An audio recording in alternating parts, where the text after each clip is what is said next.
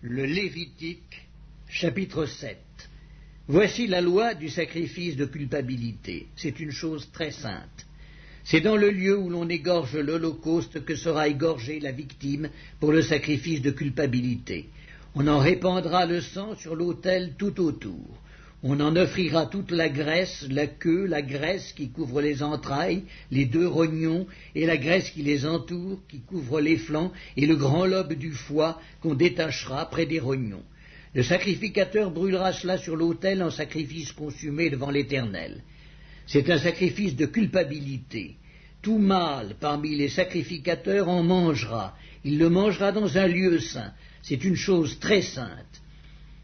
Il en est du sacrifice de culpabilité comme du sacrifice d'expiation.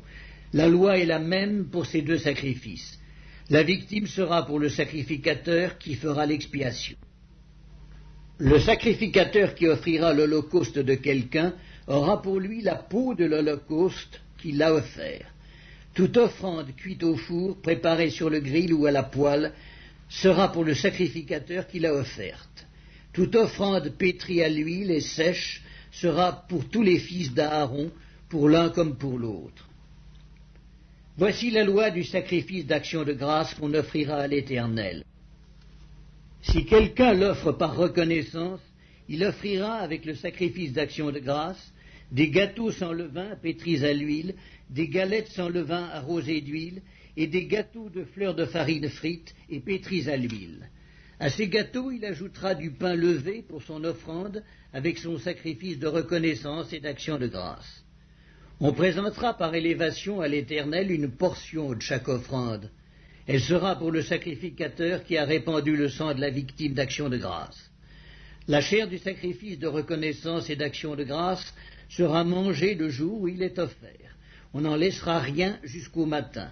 Si quelqu'un offre un sacrifice pour l'accomplissement d'un vœu ou comme offrande volontaire, la victime sera mangée le jour où il l'offrira, et ce qui en restera sera mangé le lendemain. Ce qui restera de la chair de la victime sera brûlé au feu le 3e jour. Dans le cas où l'on mangerait de la chair de son sacrifice d'action de grâce le 3e jour, le sacrifice ne sera point agréé. Il n'en sera pas tenu compte à celui qui l'a offert. Ce sera une chose infecte, et quiconque en mangera restera chargé de sa faute. La chair qui a touché quelque chose d'impur ne sera point mangée, elle sera brûlée au feu. Tout homme pur peut manger de la chair, mais celui qui, se trouvant en état d'impureté, mangera de la chair du sacrifice d'action de grâce, qui appartient à l'Éternel, celui-là sera retranché de son peuple. Et celui qui touchera quelque chose d'impur, une souillure humaine, un animal impur, ou quoi que ce soit d'impur, et qui mangera de la chair du sacrifice d'action de grâce qui appartient à l'Éternel, celui-là sera retranché de son peuple. L'Éternel parla à Moïse et dit, « Parle aux enfants d'Israël et dis, vous ne mangerez point de graisse de bœuf, d'agneau, ni de chèvre. La graisse d'une bête morte ou déchirée pourra servir à un usage quelconque, mais vous ne la mangerez point, car celui qui mangera de la graisse des animaux dont on offre à l'Éternel des sacrifices consumés par le feu, celui-là sera retranché de son peuple. Vous ne mangerez point de sang, ni d'oiseaux, ni de bétail, dans tous les lieux où vous habiterez.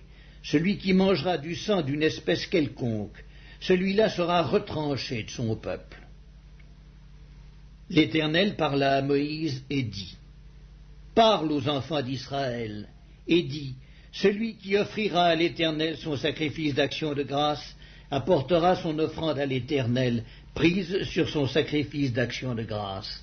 Il apportera de ses propres mains ce qui doit être consumé par le feu devant l'Éternel.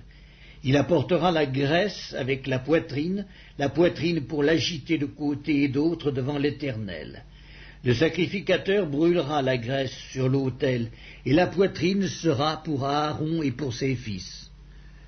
Dans vos sacrifices d'action de grâce, vous donnerez au sacrificateur l'épaule droite en la présentant par élévation. Celui des fils d'Aaron qui offrira le sang et la graisse du sacrifice d'action de grâce aura l'épaule droite pour sa part, car je prends sur les sacrifices d'action de grâce offerts par les enfants d'Israël la poitrine qu'on agitera de côté et d'autre, et l'épaule qu'on présentera par élévation, et je les donne au sacrificateur, à Aaron et à ses fils, par une loi perpétuelle qu'observeront les enfants d'Israël.